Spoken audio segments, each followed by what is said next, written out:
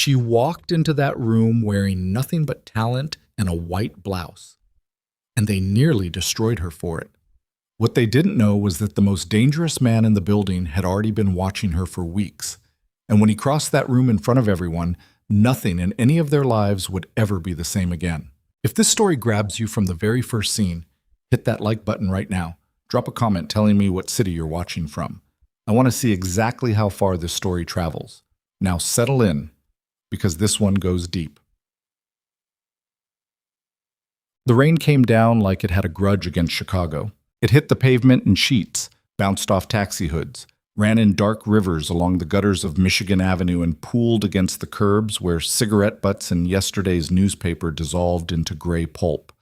It was the kind of rain that didn't care what you were wearing or where you needed to be. It just fell, indifferent and heavy, soaking through the shoulders of Zariah Vaughn's white blouse before she'd even made it half a block from the parking garage. She didn't run. She'd learned early that running in the rain only meant you arrived sooner to wherever you were trying to get. And Zariah had spent the last 29 years of her life arriving to places that weren't quite ready for her. Tonight wasn't going to be any different. She knew that already. She'd known it since she'd opened the invitation 3 days ago and stood in her kitchen with the cream-colored envelope in her hands, reading the address twice, 3 times, certain she had misread something. She hadn't misread anything. The Aldermere Building, 42nd floor, 7 o'clock sharp. A recruitment gala hosted by Harrow Voss International, the luxury fashion conglomerate whose name appeared on the hang tags of clothes that cost more than her monthly rent. The kind of company whose campaigns ran in the windows of stores she walked past, not into. The kind of company that did not send invitations to designers from the South Side who worked out of a converted spare bedroom with a secondhand cutting table and a sewing machine she'd bought off Craigslist 6 years ago and repaired twice since. And yet, the invitation was real. The embossed seal was real. The handwriting in the personal note at the bottom, "We look forward to seeing your work, Ms. Vaughn," was real enough that she'd stood over it with a lamp tilted close, checking for the slight depression that real pen pressure left in quality paper. Real. She'd stayed up that first night making a list of reasons she should not go. The list was long and practical and largely correct. She didn't have the connections. She didn't have the credentials that people in those rooms collected like armor. The design school pedigrees, the internships, the bylines in trade publications. She had a portfolio that she'd built piece by piece over a decade of anonymous labor. Work that had gone out into the world under other people's names. Work that had bought other people's apartments. Work that had earned other people's awards while she sat in the back rows of ceremonies she'd been invited to attend as someone's assistant. That list of reasons existed, and it was valid, and on the second night she'd thrown it away. Because the alternative was not going. And Zariah Vaughn had spent enough years not going places. She was tired of it in a way that had moved beyond frustration into something quieter and more permanent. A low, consistent ache, like a bruise on a bone. So she'd pressed her best white blouse. She'd taken her dark jeans, clean, fitted, the ones with no fraying at the hems. She'd pulled her portfolio from the shelf and gone through it the way a surgeon checks instruments before an operation. Methodical, without sentiment, looking for weakness. There was none. She knew there was none. The designs were the truest things she'd ever made, and she knew how to look at them honestly. She'd taken the train downtown, walked the last 6 blocks through the rain, and now she stood on the sidewalk in front of the Aldermere Building with wet shoulders and her portfolio tucked under her arm and her chin level. The lobby was marble and gold light. A doorman held the elevator for her without being asked, which surprised her. The ride to the 42nd floor was smooth and silent. The elevator doors opened, and Zariah stepped out and felt the temperature of the room change. It wasn't the physical temperature. The ballroom was warm, heated to the specific, careful warmth of places built to make wealthy people comfortable, that precise degree where crystal stays clear and skin stays dry, and nobody ever needs to think about being cold. The temperature that changed was something else, the social temperature. The invisible atmosphere that exists in rooms where money and status have been circulating long enough to calcify into something structural, something that has weight and edges and knows, with a certainty that requires no discussion, exactly who belongs and who doesn't. The ballroom was enormous. Floor-to-ceiling windows on 3 sides showed Chicago spread below like a circuit board, all wet light, and dark geometry. The lake, a black absence at the city's eastern edge. Crystal chandeliers hung overhead, each one throwing prismatic light across the room in a way that seemed to multiply the diamonds already present, at throats, at earlobes, at wrists. The women wore gowns, not cocktail dresses, not evening wear, gowns the kind that announced, through cut and fabric and the particular way they moved, that they had been commissioned specifically rather than purchased. The men wore tuxedos with the relaxed confidence of people who had been wearing tuxedos since they were old enough to stand upright at formal events. Zaria stood at the ballroom entrance in her white blouse and dark jeans and felt, with perfect and complete clarity, that she had walked into the wrong room. She had not walked into the wrong room, but that distinction between the truth and the room's immediate verdict is sometimes the distance between surviving a thing and being destroyed by it. And in the first 3 seconds after she walked in, Zaria stood in that distance and breathed. The whispers started before she'd taken her second step. She felt them more than heard them, a shift in the room's texture, the particular way conversations pause and resume slightly differently, the way heads tilt by fractions of degrees that would be invisible individually but collectively form the unmistakable shape of assessment, of judgment, of verdict already rendered. Then she heard words because the woman to her immediate left was not being particularly careful about her volume. "She's not a candidate," said to the man beside her, chin dipped, voice pitched at that specific frequency people use when they want to be certain they're heard while maintaining the technical cover of a private conversation. "Maybe catering staff?" The man's voice, dry and amused. "Who on earth let her in?" Zaria kept her face neutral. It was a skill she had acquired young, the way some children acquire languages, through necessity and repetition until it became reflexive. Her mother had called it her iron face. Her older brother Marcus had called it her nothing's wrong face and had spent years trying to crack it and had never fully succeeded. She kept her iron face on and moved further into the room because stopping was not an option and going back was not an option. And the only direction available to her was forward. The room arranged itself around her absence, if that makes sense. People didn't step away from her. That would have been too obvious, too crude for this crowd. They simply didn't make room. Conversations formed walls. Eye contact found reasons to land elsewhere. A waitress passed with a tray of champagne glasses and offered them to the couple on Zariah's right and the couple on her left without once glancing at Zariah directly, which was a more sophisticated form of erasure than the whispers had been. Zaria lifted a glass of water from a station along the wall. She didn't need it. She held it because having something to hold meant your hands had a purpose, and hands without purpose in a room like this could betray you. She scanned for a check-in table, a reception desk, any indication of where candidates were supposed to register. She'd expected, reasonably, she thought, that there would be some kind of organized intake process. A person with a clipboard, or a tablet, a seating chart, a lanyard, something. There was nothing she could identify. Either the registration had already closed, or the logistics were less formal than the invitation had implied, and she was starting to feel this as a possibility with a distinct physical sensation, a tightening behind her sternum. Something had gone wrong with her invitation specifically. The dress code on the invitation had said, "Evening attire, creative and sophisticated." She'd read it 4 times.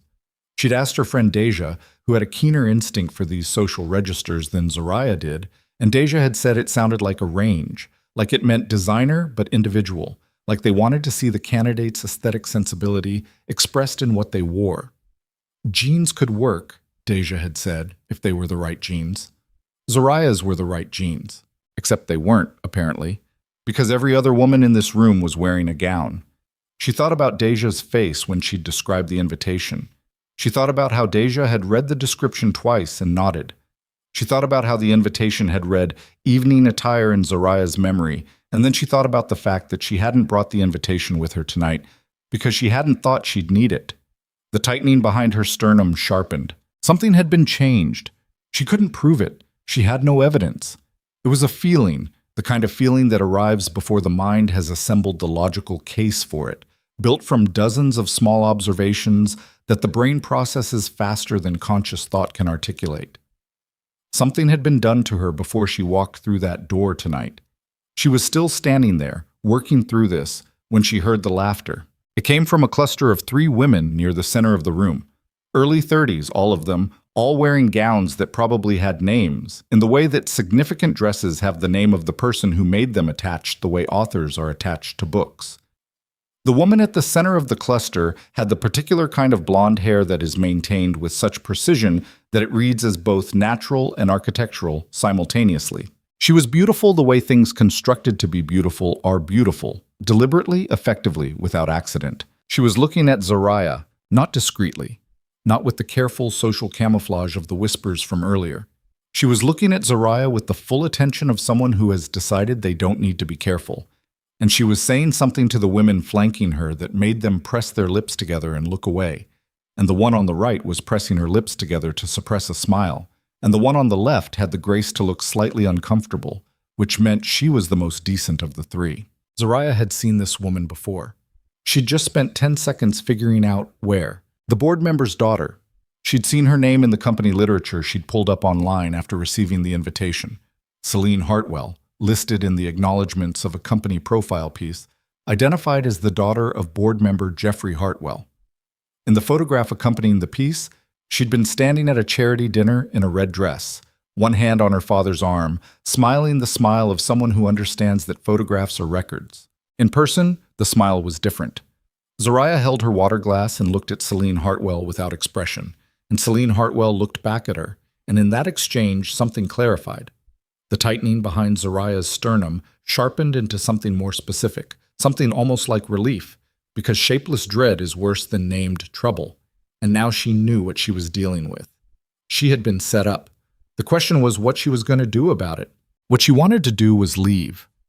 She was aware of this impulse the way you're aware of a wrong note in music, immediately, physically, without needing to analyze it. The impulse was strong and sensible, and it rose in her chest with the momentum of something that had been suppressed for a long time, because the truth was that Zariah had been walking into rooms that didn't want her for most of her adult life. And the cumulative weight of that experience sat somewhere between her shoulder blades like a stone she'd been carrying so long she'd stopped noticing it, except in moments like this one, when the room was especially hostile and the stone suddenly made itself felt. She did not leave. She stayed. Not out of stubbornness exactly, though stubbornness was in there, a component of the compound thing she felt. She stayed because something else was also present. The designs in her portfolio, solid and real under her arm, the accumulated proof of a decade of work that was genuinely good, and the knowledge that walking out of this room would mean walking into the same situation in some future room under different circumstances, and she was tired, at a bone level, of walking out of rooms. She moved toward an empty space near the windows on the west side of the room, not the prime real estate, that was occupied by a group of executives and a woman in an ivory gown who was gesturing with both hands in the way people gesture when they're certain of their audience. But the west windows had the best view of the city, and standing near a view gave the impression of contemplation rather than isolation, which mattered when you were standing alone. She had her back mostly to the room when she registered, through that animal awareness that operates below conscious attention, that someone nearby had gone still. Not the ordinary stillness of someone standing in place, a different kind. The deliberate stillness of someone who has chosen to stop moving and is now paying close attention to something. The stillness of someone who watches. She turned slightly, less than 45 degrees, just enough to see peripherally. He was standing near the corner where the west and north windows met, which was genuinely the room's best position. You could see the full layout of the space from there, all the exits and entrances, the entire social geography, while appearing to look at the city. He was tall, not excessively so, but enough that he stood slightly above the room's average sightline. Dark suit. No tie, which in this context was either carelessness or a deliberate statement, and nothing about him suggested carelessness. Dark hair cut without a vent. A face that was... She processed this in her peripheral vision, then had to look directly for a moment to confirm. Younger than the authority he occupied in the room, somewhere in his mid-30s, but held in a way that made the number irrelevant. He was looking at her, not the way the whispers had looked at her, not the way Celine Hartwell had looked at her. He was looking at her the way someone looks at something they find genuinely interesting, with the settled, unhurried attention of someone who has time and isn't worried about being caught looking. He didn't look away when she turned. She looked away first, which irritated her, She refocused on the city through the glass and listened to the room behind her and tried to remember why she was here. The portfolio under her arm, the designs, the 10 years of work and the borrowed credit and the anonymous labor, and the fact that somewhere in this building there was a person or committee with the authority to recognize what she'd built and put her name on it finally, publicly, in a way that couldn't be taken back. That was why she was here. She heard footsteps approach and stop to her left. Not close enough to be intrusive. Close enough to be intentional. "You're looking at the wrong part of the city," a voice said. Male. Low. Unhurried. The kind of voice that had never needed to raise itself to be heard because the people in its vicinity had always understood that they should be listening. She didn't turn immediately. She finished her thought first, which was a small and probably irrational piece of territory she was claiming. Then she turned. He was closer than she'd expected, which meant she had to adjust her sense of him. Proximity does that. It collapses the interpretive distance and makes a person more specific. The face that had seemed composed from across the room was composed up close too, but differently. The lines around his eyes weren't from smiling. The set of his jaw wasn't at rest exactly, just controlled. His eyes were a shade she couldn't immediately name, something between gray and green that shifted depending on where the light hit, and they were directed at her with the same settled, unhurried attention she'd registered from across the room. "South side, right?" he said. Something moved in her chest. "Excuse me?" He nodded toward the window, toward the dark geography below. "The part of the city you'd actually know. You were looking north. Nobody looks north when they grew up south." She was quiet for a moment, not because she didn't have a response, but because she was calibrating, figuring out what kind of conversation this was and what kind of man she was having it with. He didn't fill the silence, which was unusual. Most people fill silences. He just waited with the same unhurried patience, as if he had no particular concern about whether she answered. 73rd and King Drive, she said finally, give or take. He nodded, as if she'd confirmed something he'd already calculated.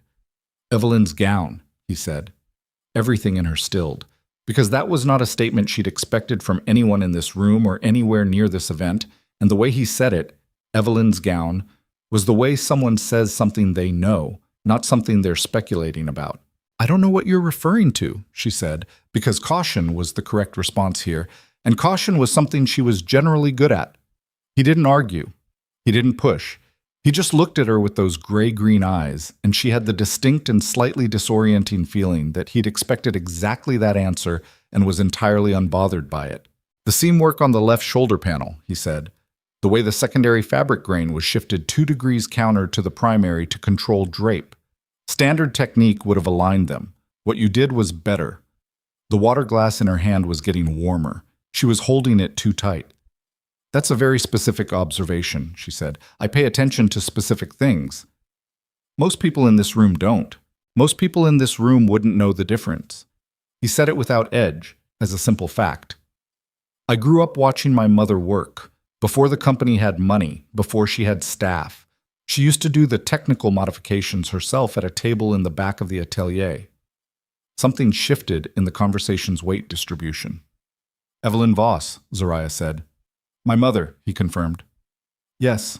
And she understood then that she was talking to Cassian Voss, the CEO, the man whose name appeared at the top of the company literature she'd studied, whose photograph she'd seen in 3 separate profiles, and recognized none of those photographs now, because photographs were always composites, and the man in front of her was entirely present in a way photographs couldn't capture. She understood something else too, fast on the heels of that, which was that her situation had just become significantly more complicated in a direction she couldn't yet determine was better or worse.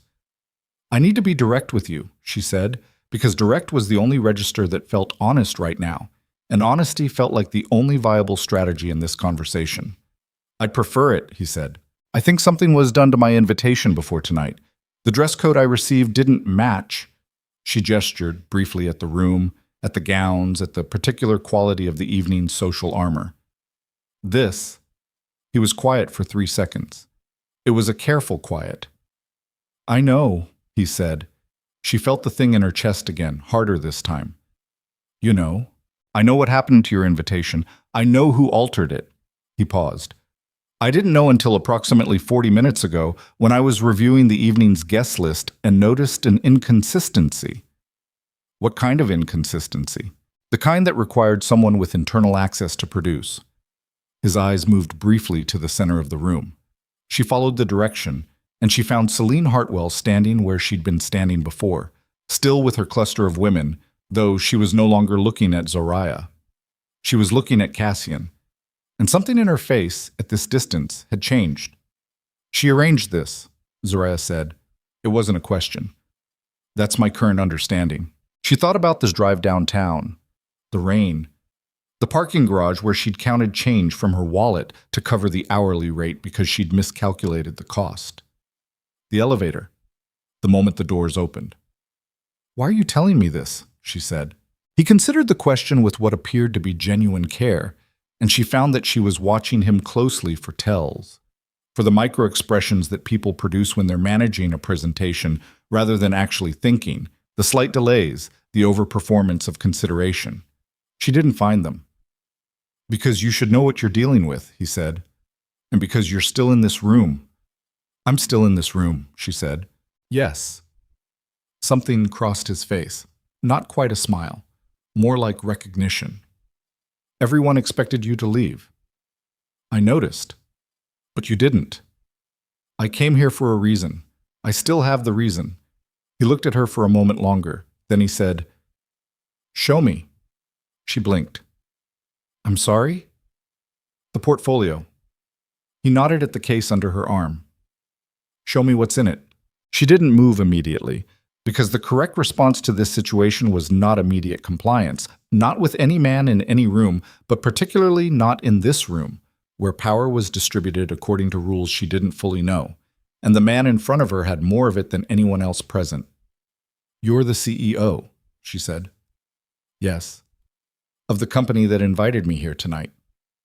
Through my mother's intervention? Yes. And you're asking me to show you my portfolio. She let that sit for a second. Here, now, at a party. I'm asking you to show me your work, he said. The venue is circumstantial. Something in that response cut through the noise of the evening, the whispers still circulating at the room's edges, the awareness of Celine Hartwell's gaze, the damp cold she could still feel in her shoulders, and landed clearly. She set her water glass down on the windowsill. She opened the portfolio. He looked at the first design for a long moment, then the second. He didn't perform looking the way people perform engagement.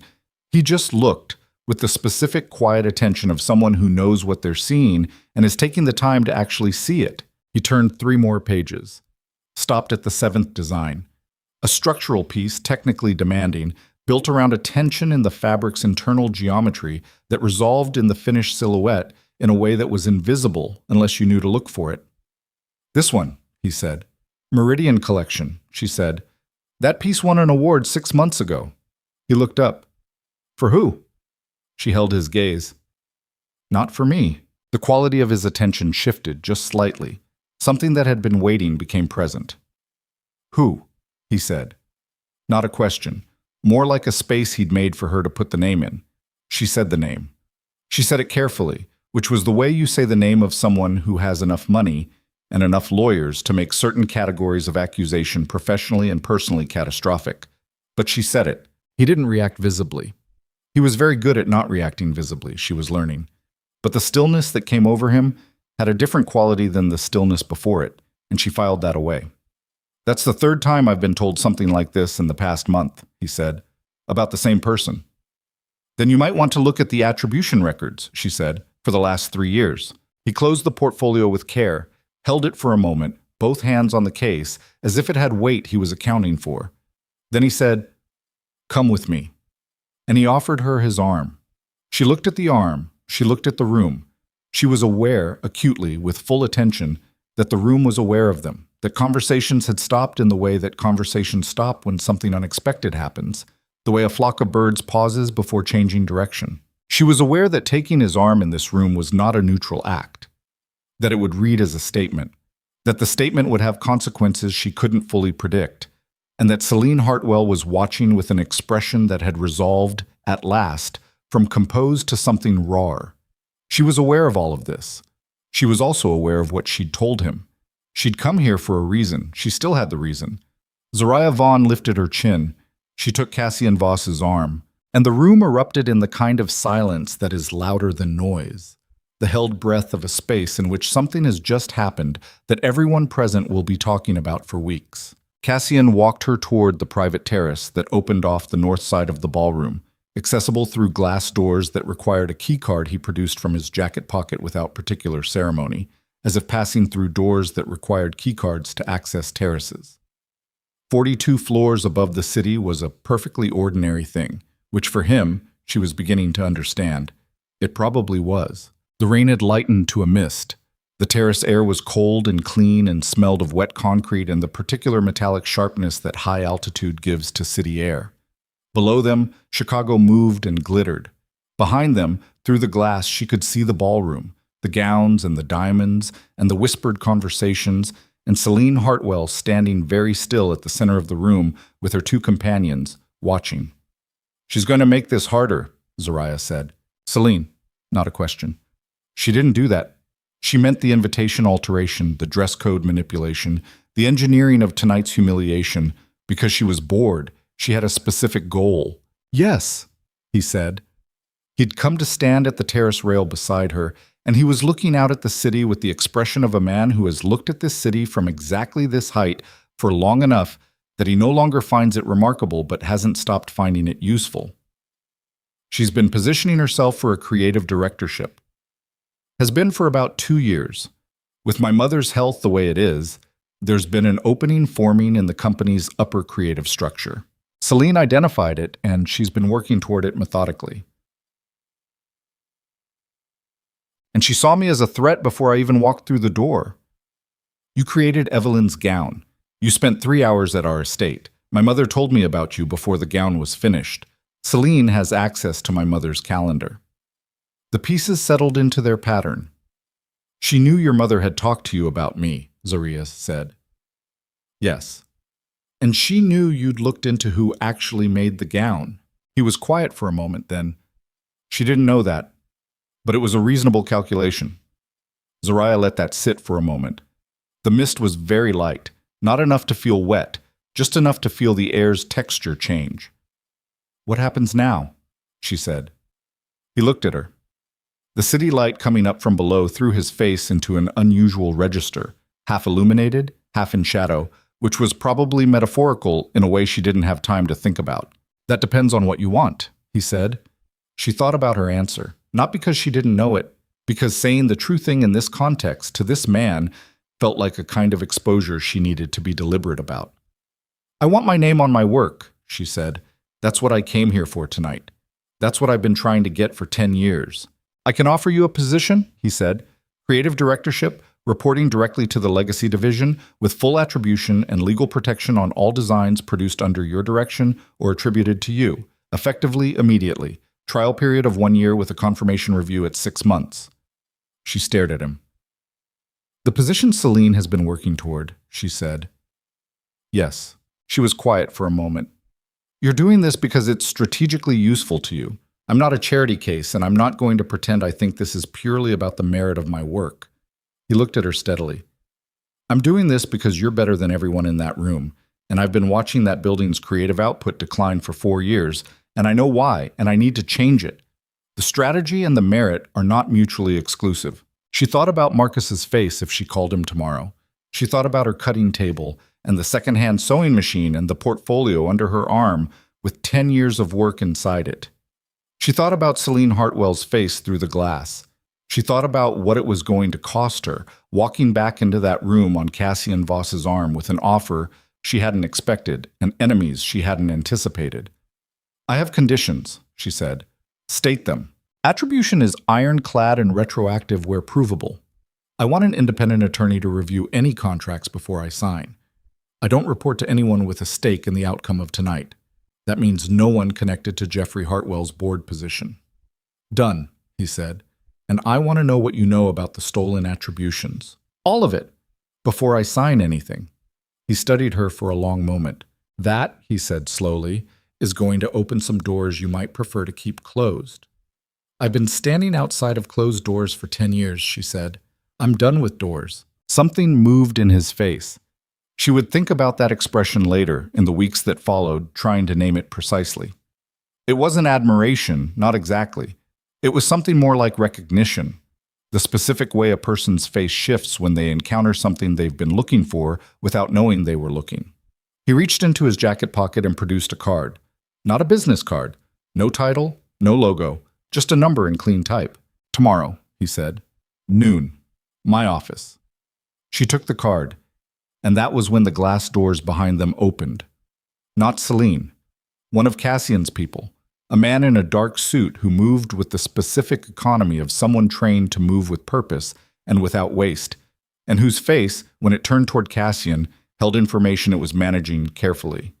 Mr. Voss, the man said, I need 60 seconds. Cassian's face didn't change, but his body changed. A very slight thing, a reorientation of his weight, a shift in the quality of his attention, as if something that had been set at a particular frequency had just received a signal on a different band entirely. He looked at Zoraya. Excuse me. He crossed to the man. The conversation was too low for her to hear. They'd moved to the far edge of the terrace, angled away from her, and whatever was being said with professional care. But she was watching, and she was good at watching, and she saw the things she saw in Cassian's face when he received the information. It was not alarm. She'd expected alarm in the way that anyone receiving urgent private information at a professional event might register some form of alarm. What she saw instead was something colder, more deliberate, the kind of response that comes not from surprise, but from the activation of a protocol that already existed, that had been waiting in the background for exactly this type of signal. The man finished speaking. Cassian nodded once. The man went back inside. Cassian turned to her, and she had to revise her sense of him slightly and quickly, because the man who turned was not quite the same as the man who'd crossed to receive the information. The face was the same. The suit was the same. But something behind the eyes had shifted into a different register, something that the elegant setting and the careful conversation and the card in her hand hadn't prepared her for. I need to go back in, he said. Stay on the terrace for a few minutes. Why? A pause. Brief. There's something I'm dealing with. She looked at him. That's not an answer. Something crossed his face. No, he agreed. It's not. He held her gaze for a moment, steady, direct, with the same settled attention he'd shown all evening, but now with something underneath it that hadn't been visible before. Something that looked, if she was reading it right, like calculation. Don't go back into that room alone, he said. Give me 5 minutes. And then he went back inside.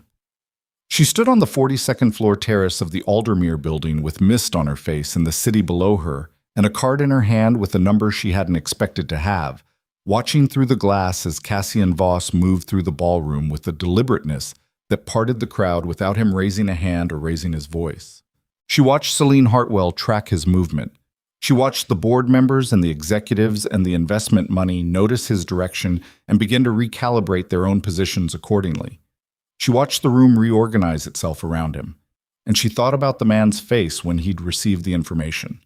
The coldness, the protocol, the sense of something activated rather than something surprised.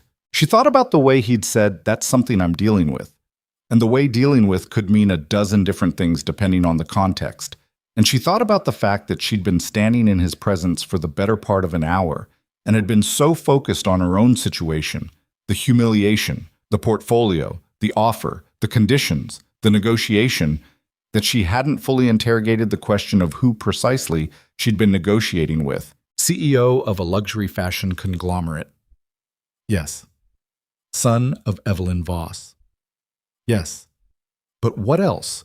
Because men who ran fashion companies did not have staff who moved the way that man had moved, and they did not receive late evening messages with the kind of quiet urgency she'd witnessed, and they did not respond to those messages with the cold, activated stillness she'd seen in Cassian's face before he turned back to her with the composed, careful mask back in place. She held the card with the number on it. Mist settled on her face and her shoulders and on the portfolio under her arm, on the decade of work inside it, on every design that had ever left her hands without her name on it. Below her, Chicago moved through its evening, indifferent and enormous. Behind her, through the glass, she watched Cassian Voss reach the ballroom's far door, exchange 3 words with the man in the dark suit, and disappear through it. He did not look like a CEO doing something routine. He looked like a man stepping into a world she couldn't see. And the part of Zariah Vaughn that had spent 30 years learning to read rooms, to read people, to read the gap between what was presented and what was true, that part was already asking questions she wasn't yet sure she wanted answered. She should leave. She stayed. 5 minutes passed. Then 10. Zariah stood on the terrace and watched the city and did not move because she had said she would wait, and because moving felt like admitting that the waiting was getting to her, and she was not going to admit that. At 12 minutes, she went back inside. The ballroom had reorganized itself in her absence, the way rooms do when something significant has happened, and people are processing it while pretending to do something else. The conversations were louder than they'd been before. The compensatory volume of people who are actually talking about one thing while appearing to talk about another. She could feel it in the texture of the room, that particular social static. She was looking for Cassian. She didn't find him. What she found instead was Celine Hartwell, standing approximately 8 feet from the terrace door, which was not an accident. Celine had positioned herself with the same methodical precision she appeared to apply to everything, close enough to intercept, far enough to seem incidental. She was alone now. The 2 women who'd flanked her earlier were gone, dispersed into the room's general population, and without them, Celine looked different. Not smaller, she had the kind of presence that didn't depend on an audience, but more exposed. The performance of social ease was still there, the posture, the composed face, but under it was something working. "Miss Vaughn," she said. Zariah stopped. "Miss Hartwell." Celine's eyes moved briefly to the terrace door behind Zariah, then back. "I want to apologize for any confusion about the evening's dress code." The word confusion was doing a lot of work in that sentence. Zariah let it sit for a moment before responding. "Is that what it was?" she said. "Confusion." A pause. Something moved behind Celine's eyes. "Invitations go through several hands before they reach candidates. Errors happen." "They do," Zariah said.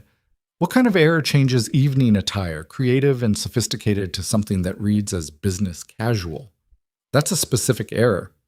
That requires specific knowledge of what the original language said." Celine's expression didn't change in any dramatic way.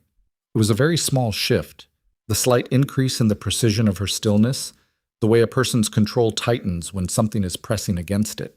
"I'm not sure I follow what you're suggesting," she said. "I'm not suggesting anything," Zariah said.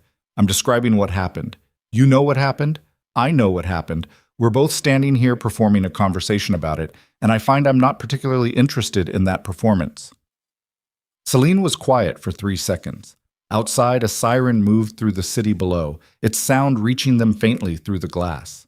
"You've been talking to Cassian," Celine said. Not accusatory, measured.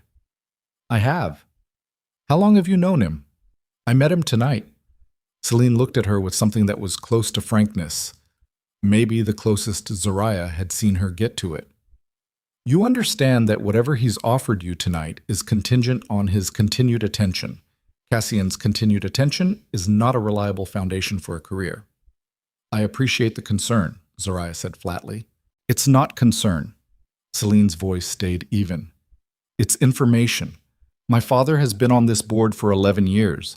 I've watched Cassian make decisions based on impulse and then move on. The people left behind are not always in better positions than when they started." "Is that what this is? Information?" Zariah held Celine's gaze.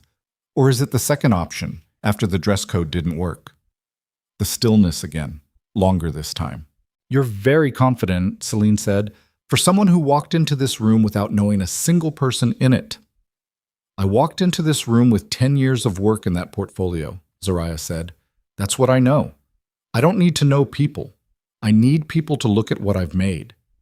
This industry runs on relationships. This industry runs on design. The relationships are how the credit gets moved around. I've watched that happen for a long time." She kept her voice level. "I know exactly how it works." Something shifted in Celine's face, a fractional tightening around the eyes that Zariah recognized as the specific expression produced when someone realizes they've misread the nature of a conversation they thought they were controlling. The position Cassian mentioned, Celine said, did he specify which creative directorship? Zoraya didn't answer, which was, of course, an answer. Celine nodded very slightly, as if confirming something she'd calculated and found accurate. Legacy division, still nothing from Zoraya. I've been preparing for that position for 2 years, Celine said. The presentations, the development work, the relationships with the legacy clients, 2 years. I know, Zoraya said. Something moved across Celine's face then, fast, controlled, quickly replaced, but present for the half second before she got it back under management. Not rage, something more corrosive than rage.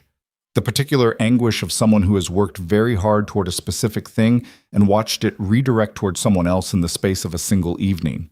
Zoraya recognized it, not because she'd felt it in this form, from this angle, but because she'd spent 10 years on the other side of it. She'd spent 10 years being the thing that redirected, watching other people's careers build on work she'd made while she stayed in the same converted spare bedroom with the same secondhand sewing machine. She did not feel sympathy, but she felt something more complicated than pure satisfaction, which she hadn't expected. I'm going to be very honest with you, Celine said. Her voice had changed, not softer, but differently edged. Because I think you're actually intelligent enough to hear it. Go ahead. Cassian is dangerous. She said it the way people say things they've been holding for a while, with the slight release of pressure that comes with finally putting a thing into the air. Not in the way that word usually gets used about ambitious men, actually dangerous. The company is legitimate. His role in it is legitimate. What's underneath it is not. Zoraya was very still. I've known him since I was 19 years old, Celine continued. My father has been in meetings with him that I wasn't supposed to know about. I know what those meetings are. I know who else is in them. She paused. I'm telling you this not because I want to help you. I want to be clear about that. I'm telling you because if you take that position, you will be in his world, not just his company, his world. And his world has very specific rules about loyalty and exposure and what happens when people know too much. The mist from the terrace was still damp in Zoraya's hair. She could feel it. Why did you alter my invitation? She said. Celine blinked. What? You just told me Cassian is dangerous. You've known him for over a decade. You're warning me away from his offer. She kept her voice completely level. But 2 hours ago you engineered my humiliation to keep me out of the room entirely. Not out of his offer. Out of the room. She let that sit for a second. Which means 2 hours ago you were still afraid of me as competition. Now you're trying a different approach. I want to know which one is true. A long pause. The longest one yet. Both, Celine said finally. Both are true. Zoraya held her gaze. Then I'll figure it out myself. She walked away from Celine Hartwell and into the room's interior, and she did not look back. And her hands were steady, and the thing in her chest, the tightening that had lived there since the elevator doors opened, had changed its quality again, had become something more like cold clarity, the kind that comes when you've moved past the point where fear is useful and into the territory where you simply have to keep going because stopping is no longer structurally possible. She found a quieter corner near the east wall and stood with her back to it and looked at the room. She was looking for Cassian. She still didn't see him. She saw the man in the dark suit. One of them, there seemed to be several variations on that template positioned around the room, and she tracked his path briefly before losing him in the crowd. Her phone vibrated. She pulled it from her jacket pocket. Unknown number, a text, 6 words, stay in the main ballroom, please. She stared at it. The please was what got her, because it was so specific, that word. In a text from an unknown number that was almost certainly Cassian, from a man who had spent the entire evening moving with the assurance of someone who didn't say please, that word landed differently. As a tell. As a sign that whatever was happening on the other side of the door he'd walked through had calibrated something in him that the public version hadn't shown. She stayed in the main ballroom. She found a chair along the east wall and sat in it with her portfolio on her lap and watched the room continue its evening. The conversations, the networking, the particular social choreography of ambitious people in expensive clothes performing connection while calculating advantage. 40 minutes passed. She was starting to feel the specific tired that comes from sustained alertness, the kind of tired that isn't drowsiness but depletion, the body's tax on an extended threat assessment state. Her shoulders ached, her jaw ached, which meant she'd been holding it tighter than she'd realized. She made herself unclench it, breathed deliberately. Her phone vibrated again. Same unknown number. This time, I need to see you tomorrow, not noon. 8 a.m. There's been a development. She looked at that for a long time. A development. She typed back. What kind of development? 3 minutes passed. She watched the dots. They didn't appear. Then, the kind that changes the terms of what I offered tonight. You deserve to know that before you make any decisions. She stared at the screen. Outside the ballroom windows, the rain had stopped, and the city below was doing what cities do after rain, gleaming and indifferent, all the wet surfaces throwing back light. She typed, "Are you all right?" She almost deleted it. It was too personal for what they were, which was people who had spoken for 40 minutes at a party. But she sent it because the please in the first text was still sitting with her, and honesty was the only register that felt viable in this situation. This time, the response was faster. "Yes, go home. Lock your door." She read that twice. "Lock your door." She stood up. She walked to the elevator and waited for it, and rode it down 42 floors in the particular silence of a person who has just received information that their threat assessment has been inadequate to the actual situation. Not wrong in kind. She'd known, from the look on his face on the terrace, that something was operating beneath the surface of this evening, but wrong in magnitude. The lobby was still and bright. The doorman nodded as she passed. The rain had left the sidewalk dark and glossy. She walked to the parking garage with her portfolio under her arm and her phone in her hand and that text still on the screen. "Lock your door." She drove home to the south side through wet, quiet streets, and she did not call Marcus, even though Marcus was the person she called when things went sideways, because she didn't yet know how to describe what had gone sideways or how far.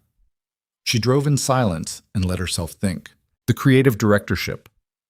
The conditions she'd laid out: retroactive attribution, independent legal review, no board members with conflicts, his immediate, unqualified agreement to all of them, the card with the number, the text, and Celine's voice, actually dangerous. What's underneath it is not. Zarya was not naive about the world.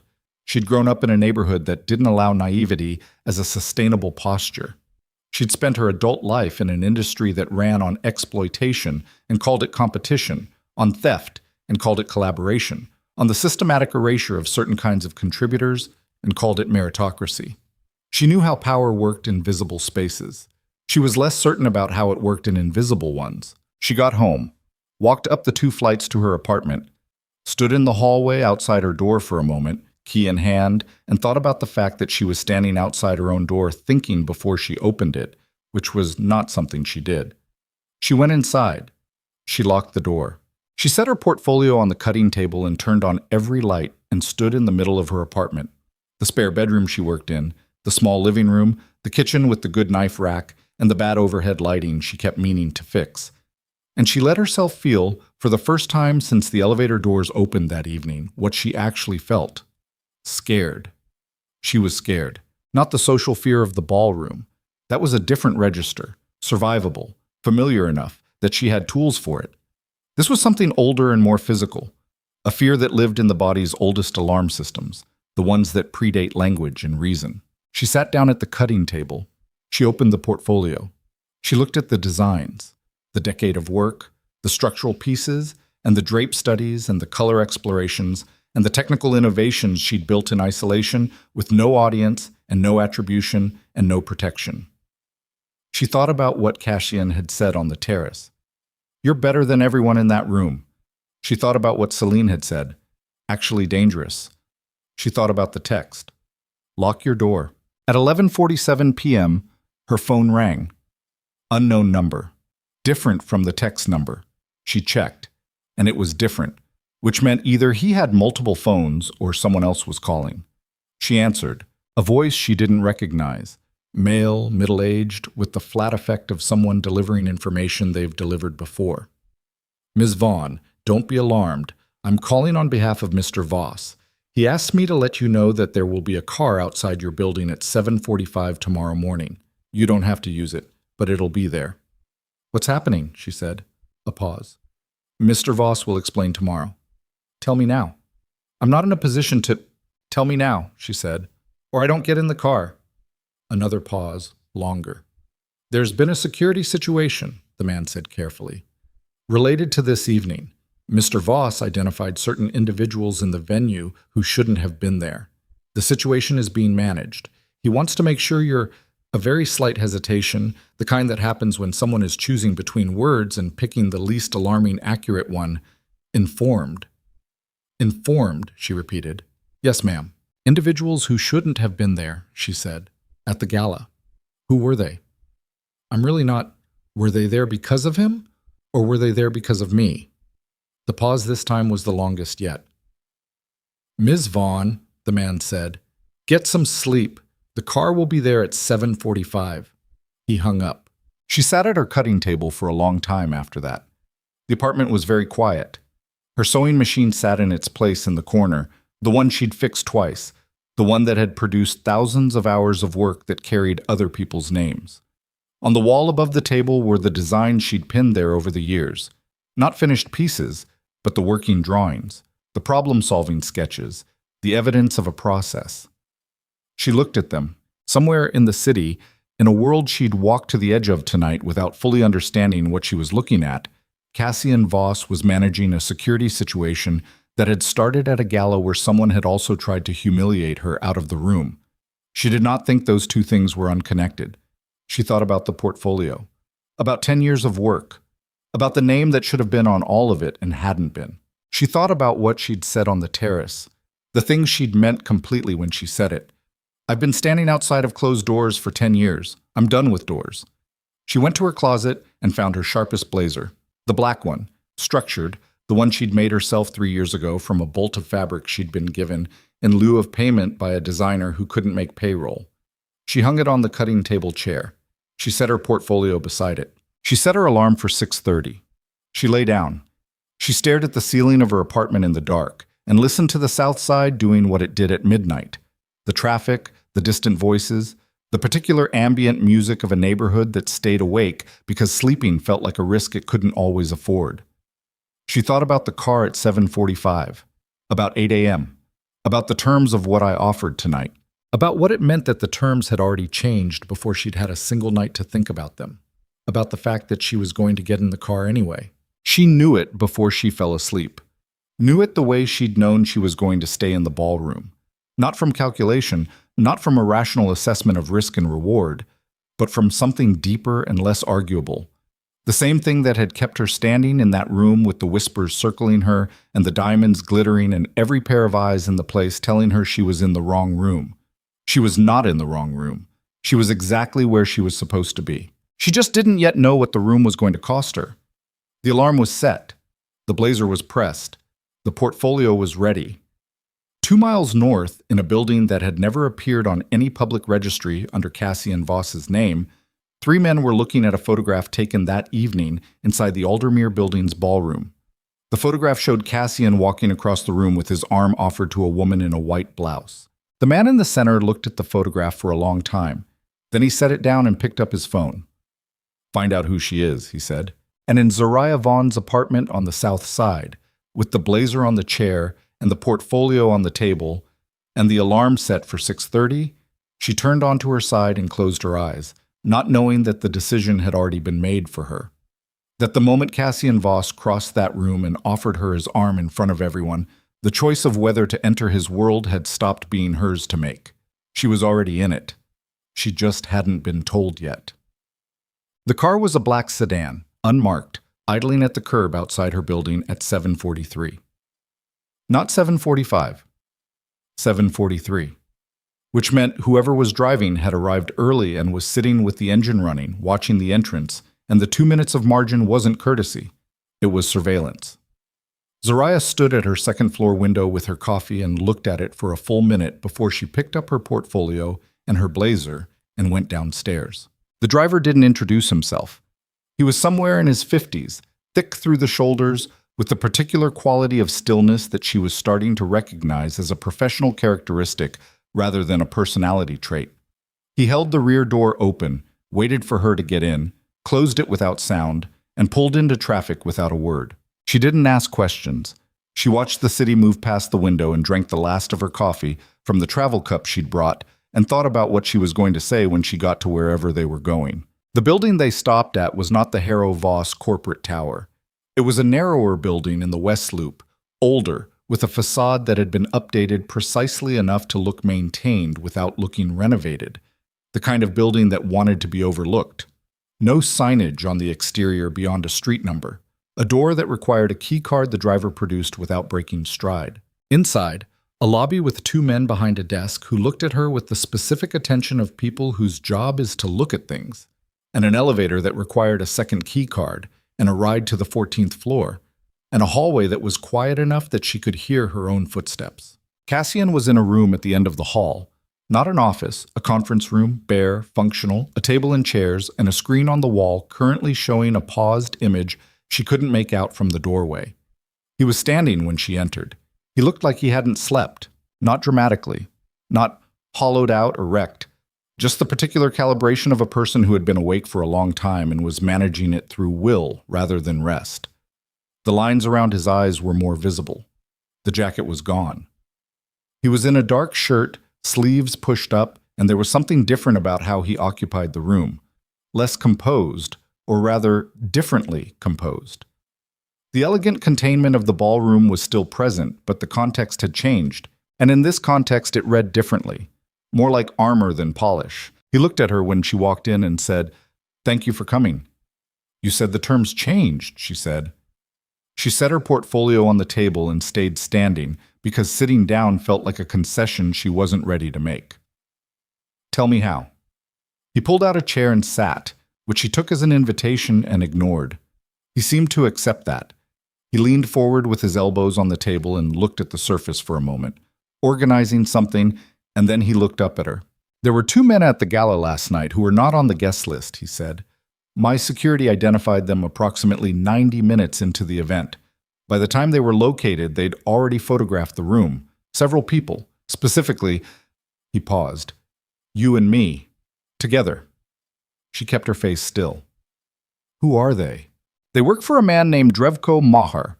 He runs an import operation out of Detroit with distribution networks through Chicago, Milwaukee, and Indianapolis. He and I have a history." "What kind of history?" "The kind that's been managed through mutual disinterest for about 3 years.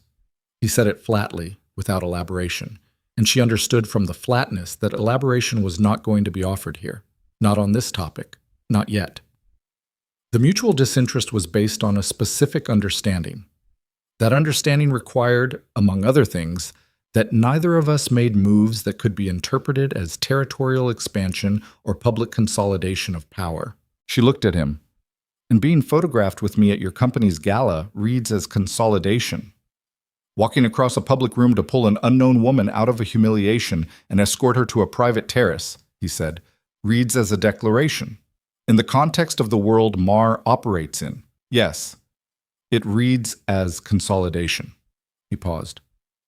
"He now knows you exist. He knows I responded to you publicly, and he will interpret that as information about what you mean to me." The room was very quiet. "I met you last night," she said. "Yes." "We spoke for 40 minutes on a terrace." "Yes." "And that's enough." She heard the flatness in her own voice. Not quite anger yet, something preceding it. One conversation, one gesture, and now someone I've never heard of has my photograph. "Yes." She pulled out the chair across from him and sat down. Not as a concession, as a practical response to the fact that her legs had decided to register what her face wasn't showing. "Tell me what that means," she said. "Specifically, what it means for the position, for the offer." He met her eyes. "It means accepting the position puts you in my world in a way that's visible, which means you become a variable in a set of equations you didn't know existed when you decided to come to that gala." "I'm already a variable," she said. "You just told me I already am." "Yes." "So the question isn't whether I'm in it. The question is whether I know what I'm in." Something moved in his face. "Yes. That's the question. She put her hands flat on the table. Then tell me what I'm in. The pause that followed was the kind that has weight. Not hesitation, not evasion, but the pause of someone deciding how far to go, measuring the distance between what is necessary and what is too much, and finding the line. I need to show you something first, he said. He reached across to the screen's remote. The paused image resolved. It was a document, dense, formatted, the kind of thing that had been prepared with care. She leaned forward and read the header and felt the floor of the moment shift. It was an attribution record. Internal. Harrow Voss Company documentation dated across a span of 4 years, listing design credits and compensation records and submission timestamps. She scanned it fast, the way she read anything, picking up structure first, then detail, and what she found in the detail made something very cold move through her chest. Her name was there. Not on the award credits, not on the public-facing records, on the internal documentation, the submission timestamps, the original design files. Her name, her employee identification number from the freelance contract she'd signed over 4 years of anonymous commission work, her signatures on the original design releases. And beside her name on every significant piece, a notation, a flag, a legal hold marker dated 8 months ago. She looked at it for a long time. Someone inside the company flagged these records, she said. Yes. 8 months ago. Yes. That's before last night, before any of this. She looked at him. Who flagged them? His face was steady. My mother. She sat with that. Evelyn Voss. The woman she'd spent 3 hours with at the estate, taking measurements, discussing fabric tension and drape geometry. The woman whose intelligence and directness she'd respected immediately. The woman who'd written the personal note at the bottom of the gala invitation in real pen on real paper. Evelyn had known. For 8 months. She had known that Zoraya's work was being stolen, had documented it internally, had put a legal hold on the records, which meant she had been building something. A case, or the architecture of a case, or at minimum the evidence base for a confrontation. And then she had invited Zoraya to the gala. She was building toward something, Zoraya said. She was building toward a board presentation, Cassian said. A formal attribution review with full documentation that would have required the board to address the misappropriation directly and publicly. Was. Past tense. She caught it immediately. What happened to it? He was quiet for a moment. 6 weeks ago, my mother's health deteriorated significantly. She's been hospitalized twice since then. The board presentation was postponed, and then he stopped. The only stop she'd seen from him, the only place where the controlled delivery actually interrupted itself. The files were accessed, internally, 2 weeks ago. Someone used a legacy admin credential to enter the records system and alter the flag status on 14 of the flagged documents. She stared at him. They tampered with your mother's evidence, she said. They removed the legal hold on 14 of the key attribution records and reclassified them under a different documentation category, which effectively obscures the timestamp chain that proves origination. Boshish mospeit. He paused. Without the timestamp chain, the records show work submitted under your freelance contracts, but credited through the company's standard creative director attribution pipeline, which is what they've always publicly shown. The internal evidence that differentiated your origination from the credited attribution, that's what was altered. The cold thing in her chest had moved, had become something else, something that lived in the throat and the jaw and behind the eyes. They saw your mother building the case, she said, and they destroyed it. They damaged it significantly, not completely. There are backup systems my mother used that they may not know about. But the primary internal record, the thing that would have supported a board presentation, yes. He looked at her steadily. Damaged. Who had access to the legacy admin credential? A pause. That's the question I've been working on since 2 a.m., he said. She looked at the screen, at her name on the flagged records, at the legal hold markers that someone had systematically removed in the middle of the night using a dead person's login. It's not Celine, she said. It came out before she'd fully assembled the reasoning, but the reasoning was there, the access required, the technical knowledge, the specific nature of the operation. Celine was methodical and social and operated through influence and positioning. This was different. This was someone with system access and specific knowledge of what Evelyn had been building. Celine doesn't have the access or the technical knowledge to do this. No, he said. She doesn't.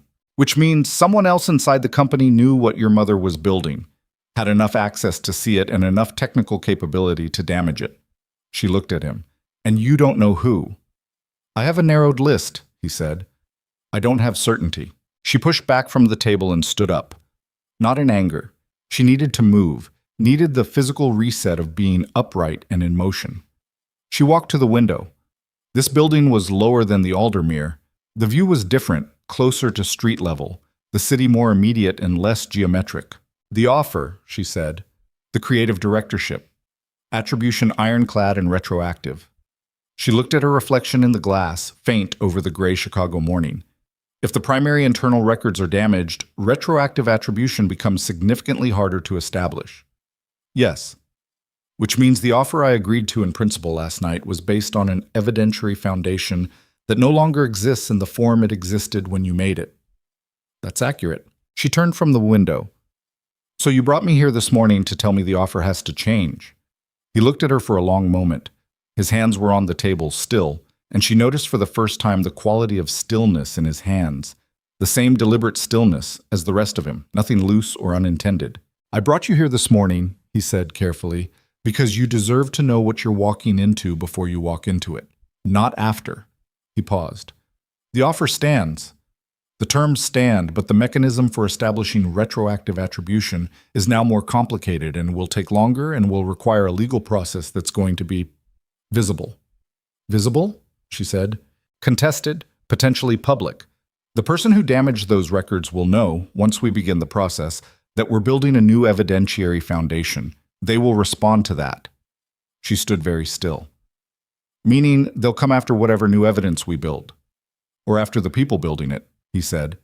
And he let that sit without elaboration. She heard it, the full weight of it. Not the abstract professional risk of a contested legal process, but the specific human weight of after the people building it, which meant her.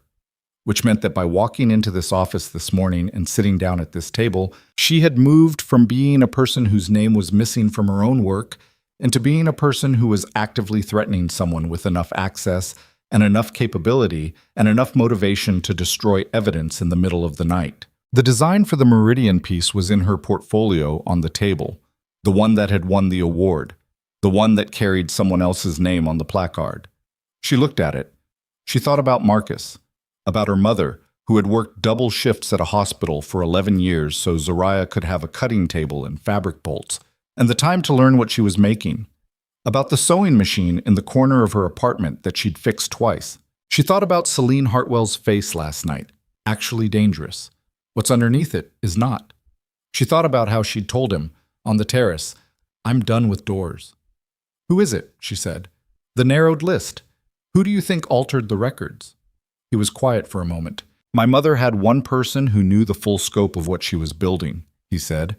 One person she trusted with the documentation structure, the backup systems, the timeline for the board presentation. He stopped. The stop again, the same interruption in the delivery.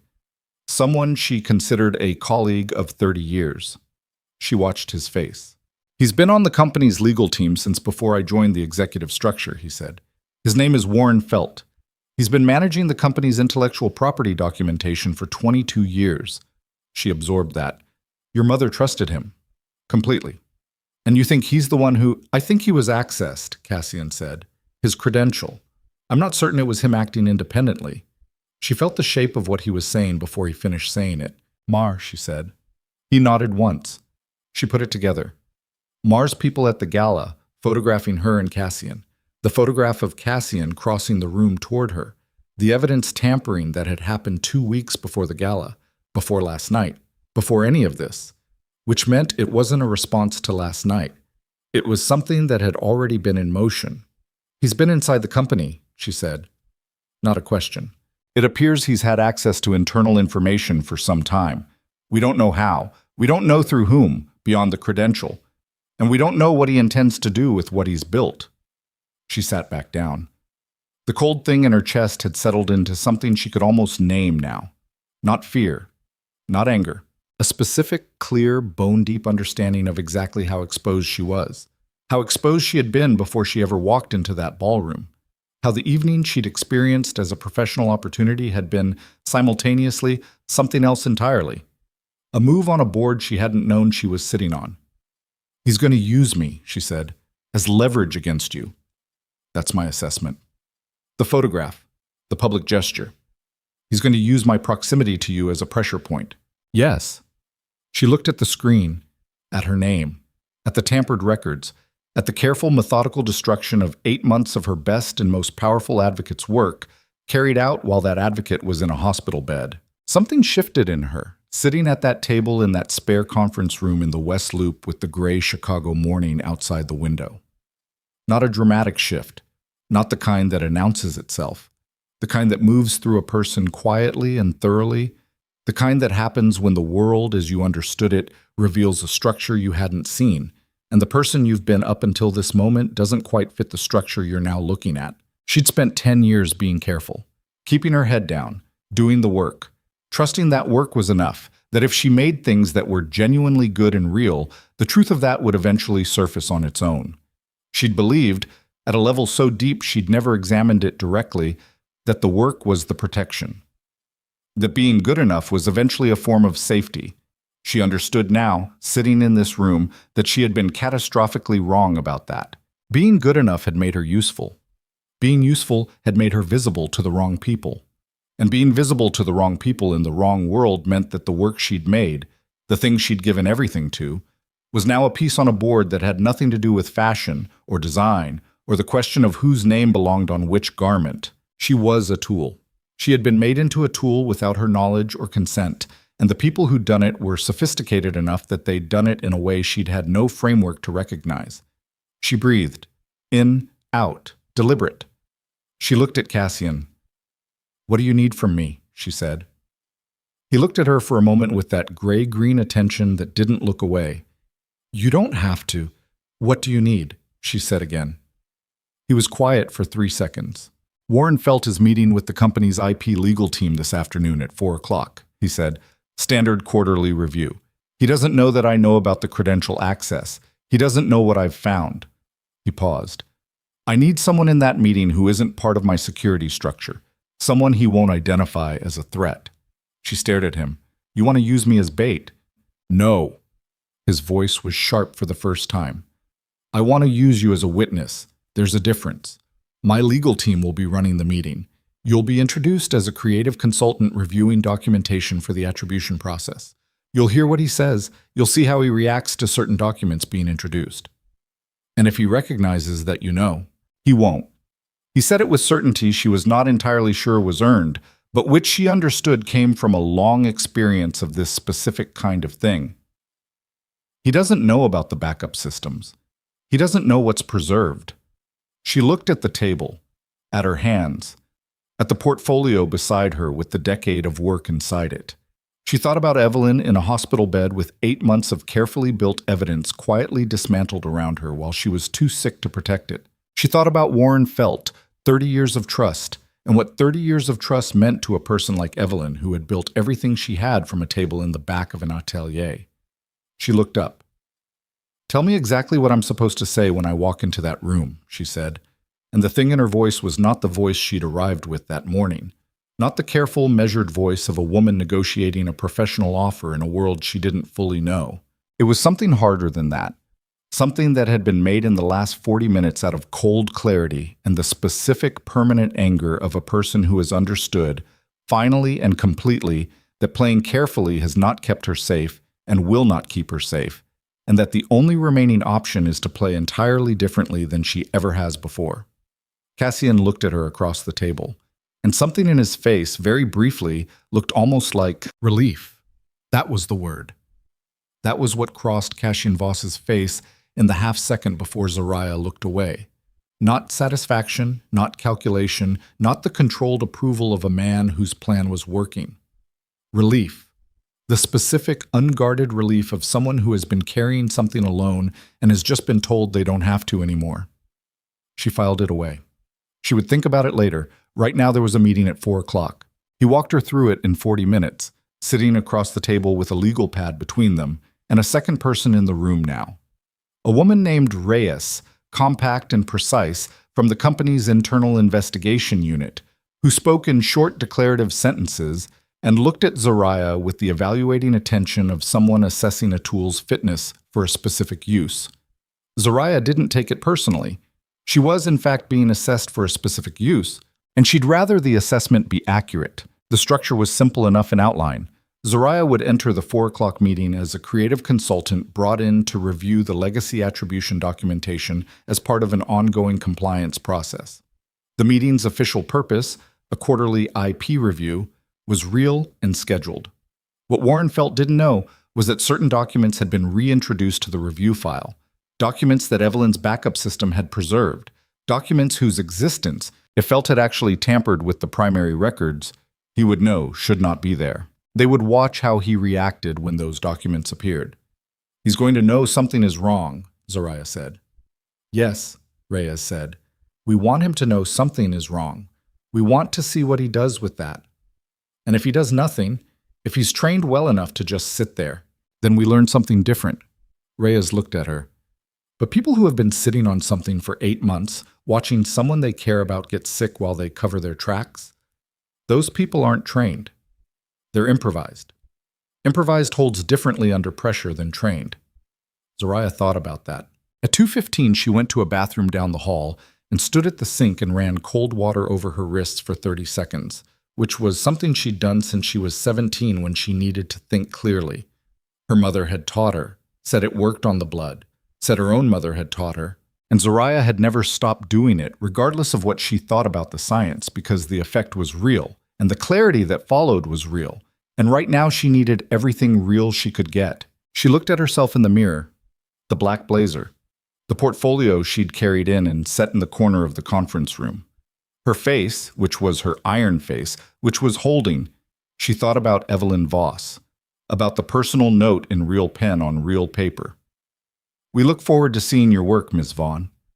She turned off the water and dried her hands and went back to the conference room. At 3:55, she walked into the IP review room on the 11th floor. Warren Felt was already there. He was in his late 60s, white-haired, with the slightly rumpled appearance of a man who had been professionally competent long enough that he'd stopped needing to signal competence through appearance. He wore a good suit that was slightly too large for his current frame. He'd lost weight recently, she thought, and hadn't adjusted his wardrobe, or hadn't noticed, or hadn't cared. His hands were on the table, folded, and they were very still. Too still. She recognized it from this morning, from the terrace, from every room where people were managing something. The deliberate stillness of someone who has decided not to move so that they don't move wrong. He looked at her when she came in. The legal team lead, a young man named Costa who Reyes had briefed, who was operating with the particular calm of someone doing something important while looking like they were doing something routine, introduced her. Creative consultant, attribution compliance review, standard procedure. Felt nodded, said it was fine, said he'd reviewed attribution files plenty of times. His voice was even. His hands didn't move. The meeting began.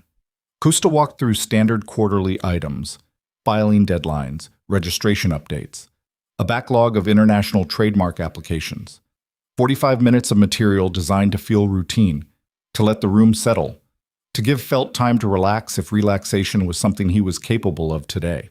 Zoraya sat 2 seats down from him on the same side of the table. She had a notepad. She wrote things on it occasionally, things that were not notes about the meeting, but were physical activity to keep her hands from telegraphing what her mind was doing. She watched Felt in her peripheral vision the way she'd watched the gala room from the terrace. Not directly, not performing watching, just registering. He was managing. He was good at it. The slight tension she'd seen in his hands when she first came in had smoothed out over the first 20 minutes.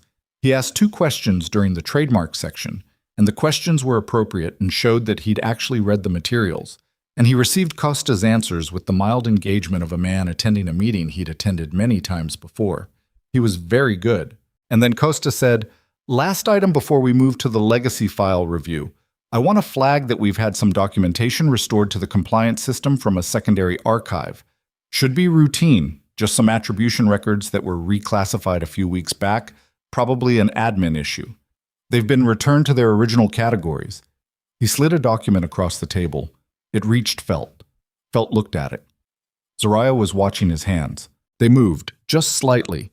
A fractional tightening of the right hand, the kind that happens when the body receives information before the mind has processed how to manage the body's response to it.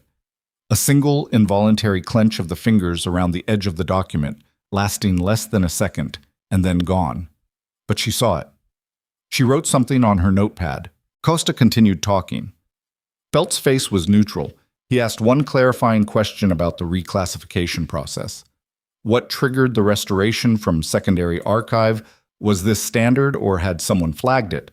And his voice was level and his question was reasonable, and if you were watching his face, you would have seen nothing. She had not been watching his face. She had been watching his hands, and his hands had told the truth that his face was covering. The meeting ended at 5:20. People collected their materials. Felt stood and straightened his jacket and said something pleasant to Costa about the trademark backlog and moved toward the door. Zariah got there at the same time. Not by accident, he held the door for her. Good manners, automatic, the kind installed over decades. She thanked him and they walked into the hallway together, the natural proximity of two people who've just left the same room. First time through one of these reviews? He said. Conversational, easy. Yes, she said. A lot of documentation. It gets easier. He pressed the elevator button. Are you based in Chicago? It's outside, she said. Something moved. So fast she almost missed it.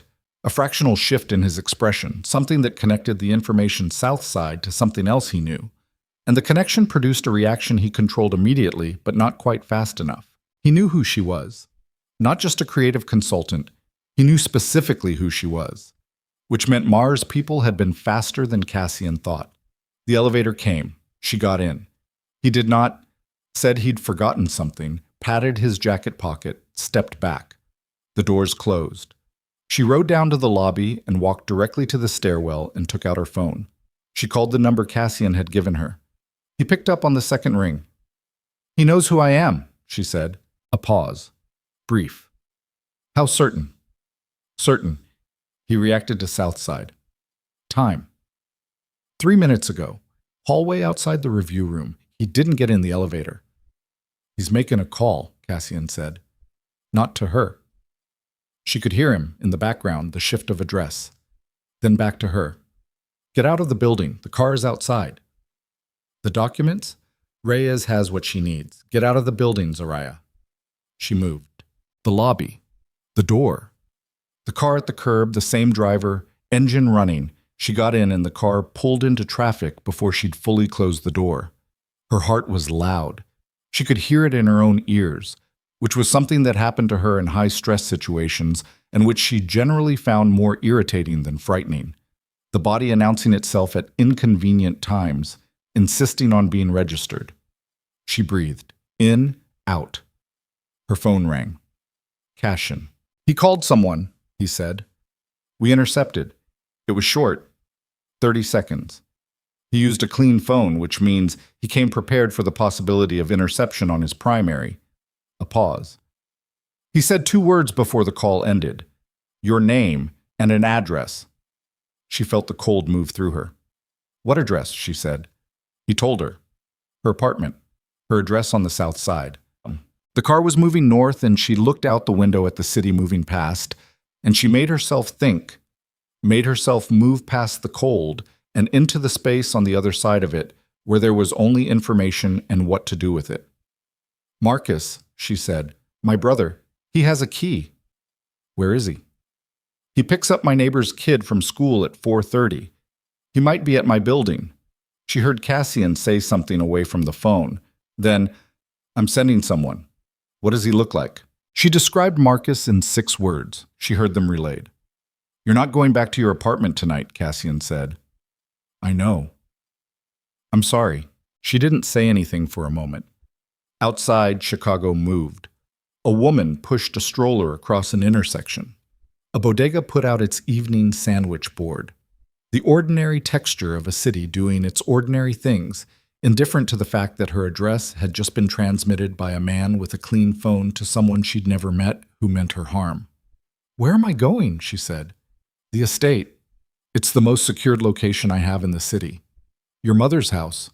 "Yes." She thought about the estate, the measuring session, Evelyn at the fitting table, direct and clear-eyed, asking her 3 technical questions about the shoulder panel that demonstrated she already knew the answers and was testing whether Zoraya did too. "Is she there?" she said. "Evelyn." A pause. "She came home from the hospital 2 days ago. He stopped. The 3rd time she'd heard him stop. She wanted to be home. She understood what that meant. She didn't ask for clarification. "Okay," she said. The car took the highway south and then west, moving out of the grid of the city into the older suburb geography, where the lots got larger and the trees were mature, and the houses sat back from the road behind lawns that had been maintained long enough to look inevitable rather than cultivated. The Voss estate was set behind a gate that opened before the car reached it, which meant they were expected, which meant Cassian had called ahead, which meant the operation of this place ran with a precision that had nothing to do with ordinary residential life. She was taken to a room on the 2nd floor, not a guest room, a sitting room adjacent to what she understood was Evelyn's suite, which she took as either a logistical choice or a deliberate one or both. She sat on a chair by the window with her phone in her hand and waited. At 7:15, the door opened. Not Cassian, Evelyn. She was thinner than she'd been at the fitting session. The disease had taken something from her since then, some of the physical authority she'd carried in her body, though what it hadn't touched was in her eyes. The same direct calibrating intelligence, the same quality of attention that had asked the shoulder panel questions and waited for the right answers. She was in a robe and she moved carefully, but she moved under her own power, and she crossed to the chair opposite Zoraya and sat down without ceremony. "You've had quite a day," Evelyn said. "I've had quite a day," Zoraya agreed. Evelyn looked at her. "I need to tell you something, before Cassian gets here, before whatever happens next happens." She paused. "I owe you an apology." Zoraya was quiet. "I knew what was being done to your work for at least 14 months before I began building the documentation," Evelyn said. "I told myself I was waiting until I had enough to make it irrefutable. That was partly true." She held Zoraya's gaze. The other part was that addressing it directly would have required a confrontation with the board that I wasn't, at that time, prepared to have. I let that wait too long. The honesty of it, the bare, undecorated honesty, landed in a way that Zoraya hadn't prepared for. She'd been braced for the meeting room, for Felt's controlled hands, for Mar's name and the address and the clean phone call. She hadn't been braced for this. "You built the case eventually," she said. "I built it when I understood I was running out of time to build it," Evelyn said, "which is not the same thing as building it when it should have been built. I want you to know the difference." She paused. "Your work was extraordinary, Ms. Vaughn. Every piece. The people who took credit for it knew that too. That's why they took it. It was worth taking." Zoraya's hands were in her lap. She kept them still. "Where's the backup?" she said. "The documentation you preserved. The part they didn't damage." Evelyn looked at her for a moment with something that might have been, at another time, in another context, the expression of a woman who recognized herself in someone across a table. "It's here," she said. "In this house. Physical copies and a drive that has never been connected to the company network." She paused. "Cassian knows where it is. I told him last night after he called me from the Aldermere." The weight of that settled over the room. Everything that had happened in the last 24 hours, the gala, the terrace, the texts, the conference room, Felt's hands, all of it moving toward this, a physical drive in a house in the suburbs of Chicago, containing the evidence that could restore 10 years of stolen work to its rightful origin. And somewhere in the city, a man named Drevko Maher, with Zoraya's address and 30 seconds of warning and the knowledge that something had shifted tonight in a way he'd been working to prevent. Her phone buzzed. A text from Marcus. "Outside your building. What's happening? Why is there a man here?" She texted back fast. "Go with him. Don't go inside. I'll explain later." 3 seconds. Then, "Zoraya. Please, Marcus, go." She watched the 3 dots. They resolved into okay. She let out a breath. The door behind Evelyn opened and Cassian came in, and she saw immediately that something had changed again. He was moving with the specific economy she'd seen in his people the night before. The dark suit man on the terrace, the driver, Reyes. The economy of people in a state of operational readiness. He had his phone in one hand and his jacket was on but open, and he looked at Zariah first and then at his mother, and the look he gave his mother was the only completely unguarded thing she'd ever seen from him. Pure, unmediated, without any of the controlled management of everything else, before he put it away. "Maher's moving," he said. "Tonight." Evelyn didn't flinch. "How many?" "Enough to make a statement." He looked at Zariah. "He's not coming for you specifically. He's coming to send me a message about what happens when I make moves he considers territorial. He stopped. "You're incidental to what he wants, but incidental doesn't mean safe." "Where?" Zariah said.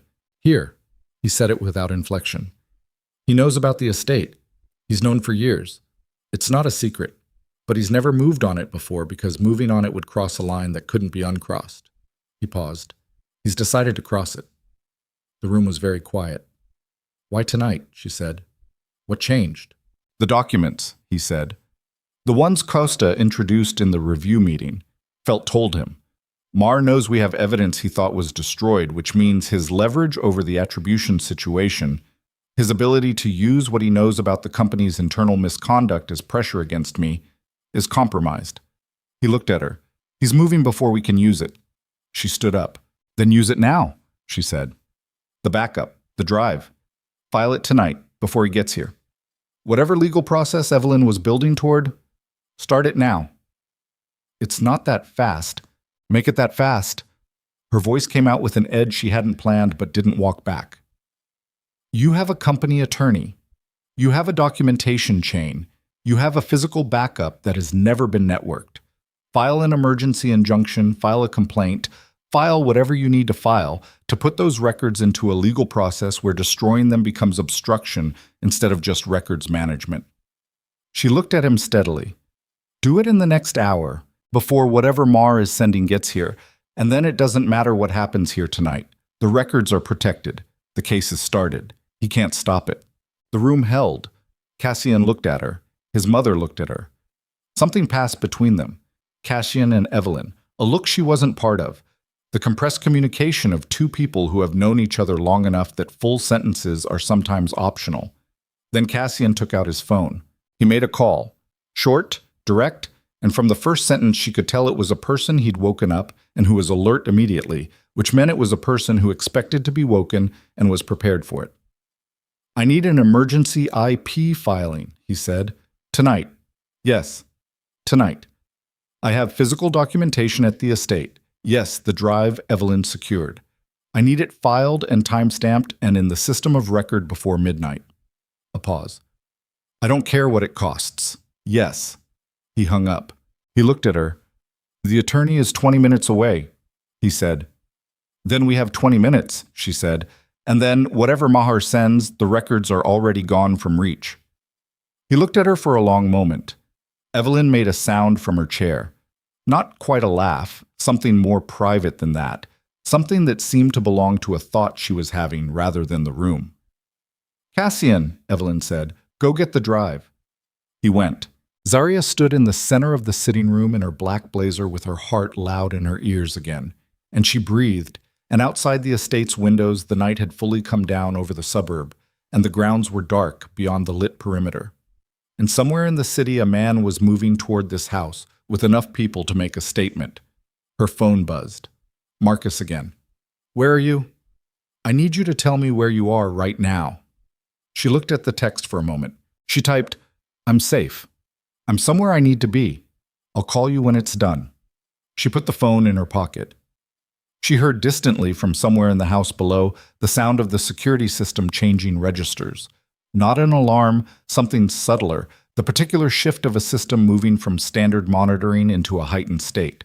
More sensors active, more responses armed. Cassian came back into the room with a small drive in his hand and his phone already up, already talking to the attorney who was 20 minutes away and clearly asking about what he needed to have ready when he arrived. He handed her the drive. She looked at it. Small, ordinary. The kind of thing you could hold in a closed fist and lose in a coat pocket. Containing 10 years. She held it. And then every light in the estate went out. Not a flicker. Not a power surge warning. Instant and total. The kind of darkness that only happens when something is cut deliberately. And in the first second of it, she heard Cassian's voice. Not loud, not panicked. The same controlled register, but faster now. Stripped of anything non-essential. Saying 2 words into his phone. They're here. And somewhere below them, at the estate's eastern perimeter, something that was not thunder and not a car backfiring produced a sound that moved through the house's structure and into the floor beneath her feet and up through her legs and into her chest, where her heart was already. The darkness lasted 4 seconds. Then the backup generators engaged and the estate came back in amber. Not the full light of before, but enough. Emergency circuits, hallway strips, the security panel at the end of the corridor throwing a red pulse that painted the walls in slow, even intervals. Cassian was already moving. He crossed to the sitting room door in 3 steps and put his body against the frame. Not hiding behind it, using it, the way someone uses cover who has used cover before and doesn't have to think about it. He had a phone in one hand and she couldn't see what was in the other until the amber light caught the angle and she understood what she was looking at. And the part of her that had grown up on 73rd and King Drive, the part that had learned young to read the weight of certain silences, registered it without drama. "Stay with Evelyn," he said. Not loud, very clear. "The drive," she said. It was still in her hand. She'd closed her fist around it when the lights went out, and she hadn't opened it since. Small and solid and dense with everything it contained. "Keep it," he said. And then he was gone into the hallway, moving with that terrible economy, and she stood in the red pulse sitting room and heard his footsteps recede toward the staircase. Evelyn said, "Come here." She was still in her chair. She had not moved during any of it. Not the darkness, not the sound from below, not Cassian's exit. She sat in her robe with her hands in her lap and her spine straight and looked at Zariah with the same calibrating directness she'd shown at the fitting session 14 months ago, which felt like it had happened to different people in a different city. Zariah crossed to her, sat on the ottoman near her feet, which brought them level, which was either instinct or the only available surface. "Has this happened before?" she said. "The power being cut?" "No." Evelyn's voice was composed, the composition of someone who had made peace with certain categories of possibility and was drawing on that peace now. "This is new. Cassian has managed situations before. But here, in this house," she paused. "This is Mar making a decision that can't be unmade." Below them, the house was not silent. There were sounds moving through its structure, controlled sounds, the sounds of people moving with purpose in the dark, the kind of sounds that are closer to professional choreography than to chaos. She could hear voices, not words, the short transmissions of people using radio, and somewhere further away at the estate's edge, something that might have been breaking glass. She tightened her fist around the drive. "The attorney," she said. "Cassian's people will have redirected him. He won't come to the main entrance." Evelyn looked at her. "If you're asking whether the filing will still happen tonight, yes. Cassian is very good at making sure things happen when he intends them to happen. Whatever else tonight becomes, that part will be done before it's over." Zariah breathed, the drive in her hand. Evelyn's certainty, which was not the certainty of someone who didn't understand the danger. It was the other kind, the more expensive kind, earned by someone who had stood in the proximity of danger long enough to know what she could and couldn't control within it. She thought about her mother, about double shifts and the cutting table, about the sewing machine she'd fixed twice, and the spare bedroom that had held a decade of work that had left her hands without her name on it. She thought about Celine Hartwell's face. Actually dangerous. As if that was the thing that should have made Zariah run. As if Zariah had ever lived in a world where the dangerous people weren't already in the room with her, just distributed differently. A sound from directly below. Sharp and close. Then a voice. Cassian's. Carrying through the floor of the old house, not the words, but the register, controlled, issuing instructions. Then another voice she didn't know, higher, followed by something that wasn't words. Evelyn's hands tightened in her lap, just slightly, just enough to show. Zariah stood up. "Is there another way out of this wing?" The service corridor behind the wardrobe connects to the east stairwell. Evelyn looked at her. I'm not going anywhere. I know you're not. I'm asking so I know the layout. Something moved in Evelyn's eyes. Service corridor, east stairwell. East stairwell comes out at the ground floor opposite the kitchen. The kitchen has an exterior door to the grounds that the main security system monitors separately. It will have stayed live when the main power was cut. Zariah filed it. She moved to the sitting room door and put her ear near the frame and listened. The sounds from below had changed their texture. Less movement, more concentration, the way sound shifts when something has stopped being in process and has become something else, something more static and more deliberate. She heard Cassian's voice again, closer now, coming up, coming. He came through the door with a cut on his jaw that had bled down his neck and soaked into his collar, and with the expression of a man who has done something he will not be describing in detail tonight, or possibly ever, and he crossed directly to his mother and looked at her with that same unguarded look, cataloging her, confirming her. You're all right, he said. To Evelyn, not a question. I'm all right. She met his eyes. You're not. I'm manageable. He straightened and looked at Zariah, in the amber emergency light with the blood on his jaw. He looked different from every other version of him she'd encountered since yesterday. Less like the CEO, less like the controlled man on the terrace, less like the person who had sat across a conference table and delivered information with careful precision. He looked like what he was, finally and without the architecture of performance around it. He looked like a man who had just come in from a fight and was still in the room it had put him in, metabolically and psychologically, and was managing the distance between that room and this one in real time. How many? She said. 4 came over the east wall, 2 to the north entrance as distraction. He looked at the drive in her hand. My people have all 6. The attorney is in the south wing, Reyes is with him and the documentation, Evelyn's backup system, everything. He paused. It's being filed now. The timestamp will be tonight. Whatever happens after this, the records are in. She opened her hand and looked at the drive. 10 years. She held it out to him. He looked at it, then at her. Keep it. That one's a copy. The attorney has the original materials. She closed her hand again. The 3 of them stayed in the amber-lit sitting room while the house reassembled itself around them. She could hear it, the gradual return of controlled sound, the radio transmissions going from urgent to routine, the front gate being addressed, the sound of a vehicle she didn't recognize arriving, and then voices she didn't know conducting themselves with the specific professional neutrality of official presence. Police? She said. Selected contacts, Cassian said, which was not an answer and was also a complete one. Evelyn made a sound. Not quite a laugh this time either, more like an exhalation that carried something complex inside it. Cassian, sit down. You've been standing like you're about to do something for the last 5 minutes and there's nothing left to do. He looked at his mother. Something moved through his face. The thing that was always underneath the rest of it, she'd caught glimpses since yesterday. The thing that didn't have the name of any of his professional roles. He sat. On the edge of the ottoman she'd vacated, forearms on his knees, hands hanging. The cut on his jaw was drying. He looked at the floor for a moment, and then he looked up and he looked at Zariah, and she looked back at him, and neither of them said anything. Evelyn watched them both. I'm going to my room, Evelyn said. I'm tired, and I've decided that what happens next can happen without my supervision. She stood, and Zariah moved to help her, and she received the help without ceremony and without pride, and without the specific performance of refusing help that people sometimes do when they want to be seen managing. She just let Zariah steady her arm for the 3 steps to the doorway. Then she stopped. Miss Vaughn, she said. Zariah, she said. Evelyn looked at her. Zariah, the collection you'll build, the first one, under your own name, I want to see it before it shows anywhere else, before the press, before the buyers. She paused. That's a request, not an instruction. Zariah held her gaze. You'll see it first. Evelyn nodded once, as if that settled something.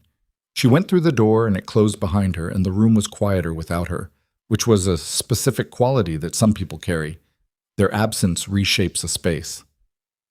Zariah turned back to Cassian. He was still on the ottoman's edge. He'd put his hands together and was looking at them. The cut on his jaw had a dried track of blood beneath it that caught the amber light, and she thought about asking if he'd had it looked at, and then thought he was not a person who needed to be asked that. He would address it when he addressed it. "Mar," she said, "what happens to him?" He was quiet for a moment. Tonight changes the calculation significantly. Moving on the estate crosses a line that his own structure won't forgive easily. The people he works with have rules, not ethical ones, but operational. Rules about visibility and exposure and what draws official attention. He paused. He exposed himself tonight. The people he works with will address that in their own way and on their own timeline. That's not the same as being stopped. No. He looked up. It's the same as being significantly weakened and significantly motivated to not compound his exposure by continuing to move against me. He paused. Which includes anything connected to me. She let that sit. And Warren felt. Reyes has everything she needs. The credential access logs, the document alteration timestamps, his phone records from tonight. He'll be given the opportunity to cooperate with the full attribution review or face the consequences of not cooperating. His voice was flat on that, the flat of someone who has made peace with the mechanics of certain outcomes. He's not a hard man. He did what he did because Mar had something on him, and he was afraid, and he made a choice that fear made feel necessary. That's not a defense, but it's a context. She thought about Felt's hands on the table, the involuntary clench, the thing that had shown through despite all the decades of professional composure. She thought about fear and what it made people do, the specific architecture of choices constructed under it. And she thought about the last 48 hours of her own life and how she would describe, if asked, the things she'd done and why she'd done them. She sat down on the chair Evelyn had vacated. "Tell me something," she said. He looked at her. "Last night on the terrace, when you offered me your arm." She held his gaze. "Was any part of that because of Mar? Because of the situation you were already managing? Because having a public connection to someone new would complicate his read on your position?" The question landed in the room and stayed there. He didn't answer immediately, and she respected him for it, for not reaching for an easy denial, for actually sitting with the question and what it deserved. "There's an honest answer and a comfortable answer," he said finally. "I don't need comfortable. The honest answer is that when I walked across that room, I was not thinking about Mar." He looked at her steadily. "I was thinking about a woman standing in the middle of a room full of people who had decided she was invisible, holding a water glass she didn't need with her chin absolutely level." He paused. "That's what I was thinking about." She let that sit. "And afterward," she said, "when you were thinking more clearly. Afterward, I understood that my public response to you would register in certain ways in certain circles." "Yes." His voice was even. "I won't tell you that realization made me regret the decision, because it didn't." "Why not?" "Because the decision was right independent of the consequences." He looked at her. "You were the best person in that room. You were being treated like you were less than the worst one. That was the only thing I was responding to when I moved."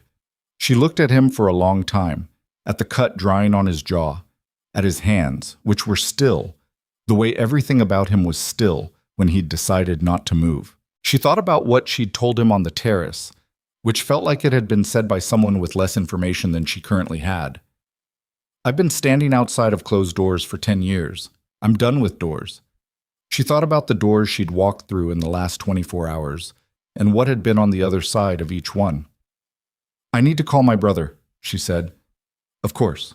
She stepped into the hallway and called Marcus, and when he picked up, she could hear in the first syllable of her name, the way he said it, compressed and taut, the full weight of the last several hours on his end, the man who'd shown up at her building and been redirected by someone he didn't know, who'd been waiting in a car somewhere in the city with no information, and his little sister's last text saying, "Please, Marcus, go." "I'm all right," she said, before he could say anything else. "Where are you?" "I'll explain everything. I'm safe. She stopped. She looked at the hallway, the amber light, the old house reestablishing its quiet around her. "I'm somewhere I ended up. It's a long story. Are you in trouble?" She thought about how to answer that. "I was," she said. "I think it's changing." She paused. "I need you to not ask me anything else tonight. I need you to go home and I'll come tomorrow and I'll tell you everything." A long pause on his end. She could hear him breathing. She could hear, behind his breathing, the specific silence of an older brother who is exercising every available piece of self-control to honor a request he doesn't want to honor. "Tomorrow," he said. "Tomorrow. I'll bring food."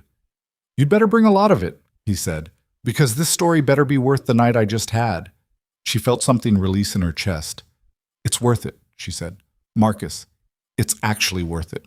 He said her name once more, the way he'd said it since they were kids. The way that meant, "I love you," and "don't scare me," and "you'd better be right," all in the same syllable, and then he hung up. She stood in the hallway for a moment, breathed. The house around her was settling.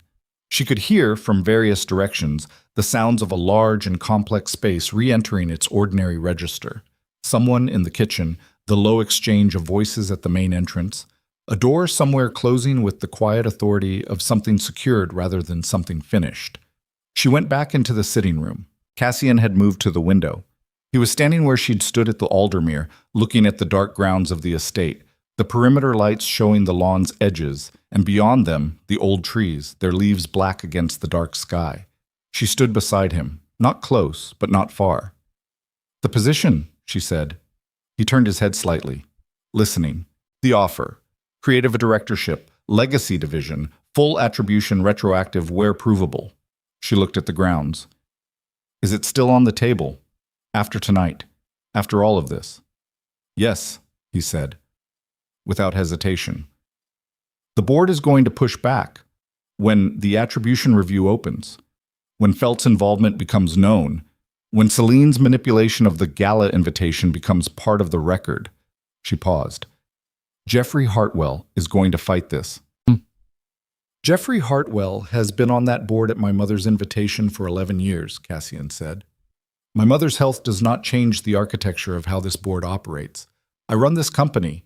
I have run it for 7 years. The board advises. It does not decide." He paused. "And when my mother recovers sufficiently to appear before it and present what she built, which she will do, because she is the most stubborn person I have ever known, and she has decided she is going to do it, Jeffrey Hartwell will find that his position has become considerably less comfortable than it's been." Zaria looked at the dark lawn. She thought about Celine, about the specific anguish she'd seen move across Celine's face in the ballroom.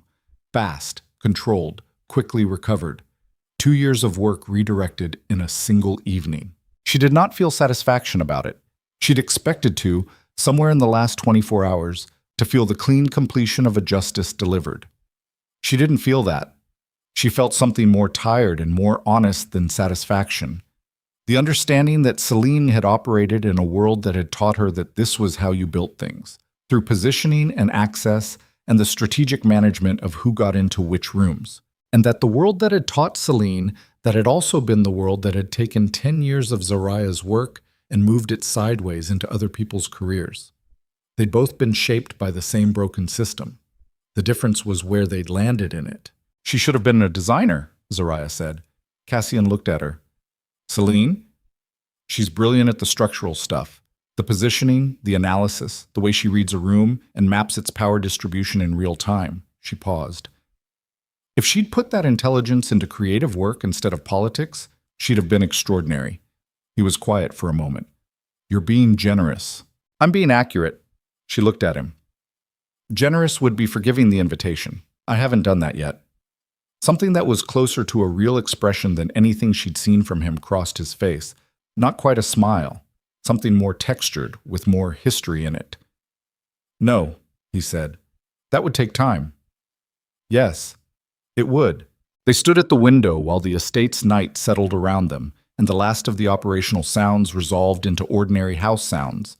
And Chicago sat out there beyond the trees, enormous and indifferent, and full of people living inside consequences they'd chosen, and consequences that had chosen them. She thought about the collection, the first one that would carry her name publicly, above the designs, in the catalogs, on the hang tags. She'd had the architecture of it in her head for 3 years, not in the way you plan something abstractly, but in the way you know something that's already made, already complete, waiting only for the conditions in which to exist. She could see the opening piece, the structural premise, the way the first silhouette would establish the logic that the rest of the collection would develop. She'd been waiting to have the conditions. The conditions were arriving.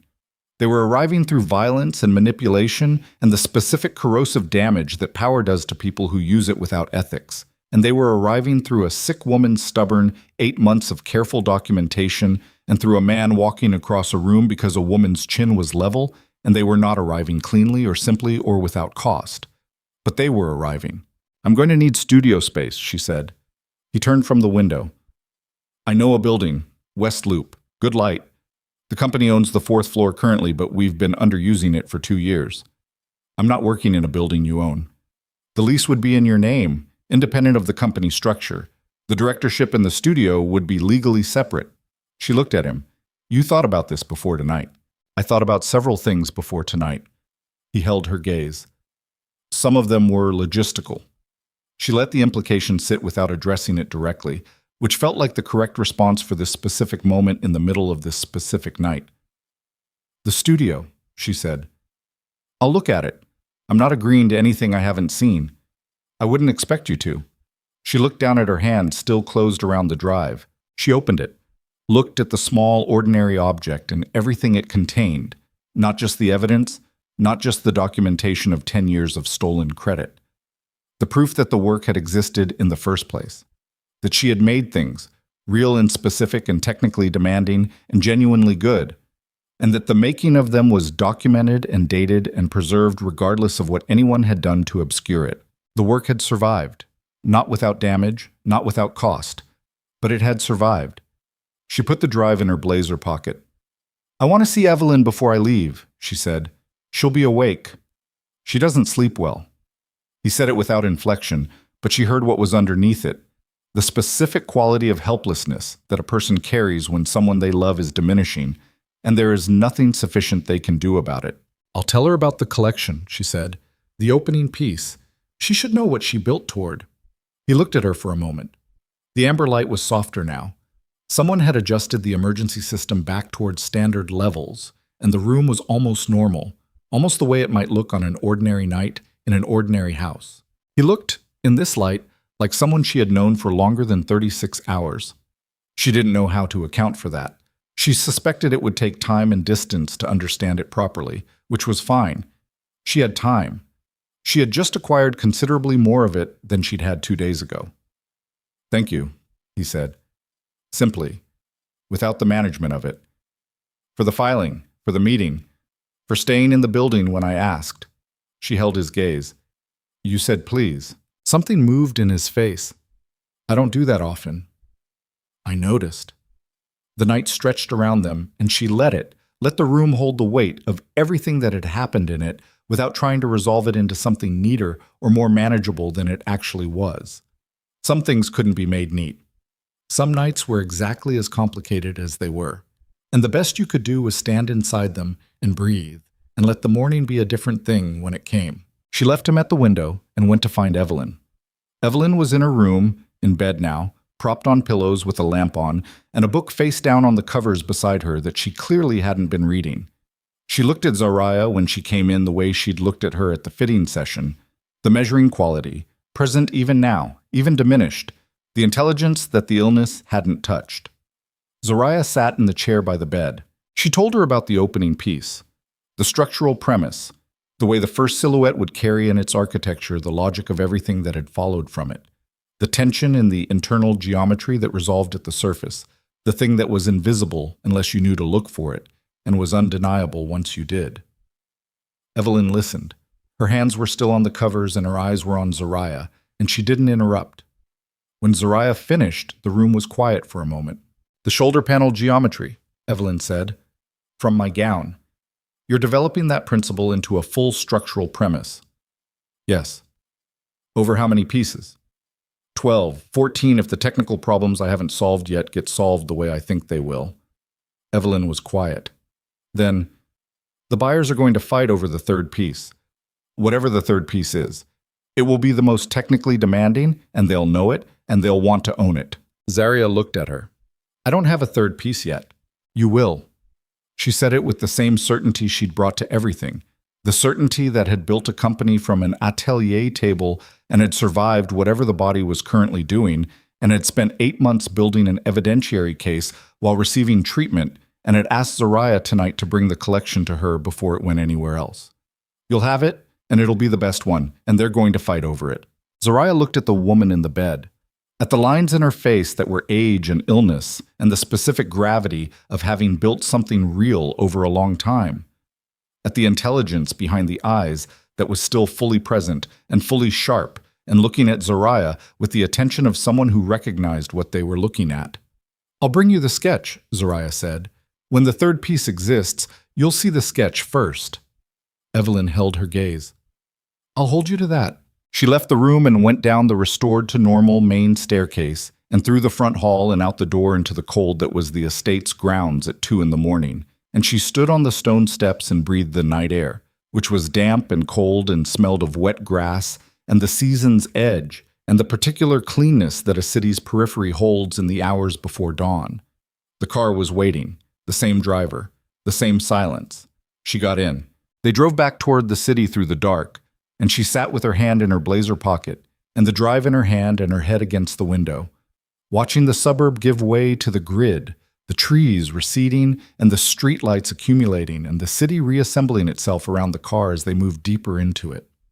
She thought about the collection, the opening piece, the third piece that didn't exist yet. She thought about Evelyn's voice. You'll have it. She thought about the studio, the West Loop building, the 4th floor with good light that she hadn't seen and hadn't agreed to and was going to look at before she decided anything. She thought about this morning. Marcus.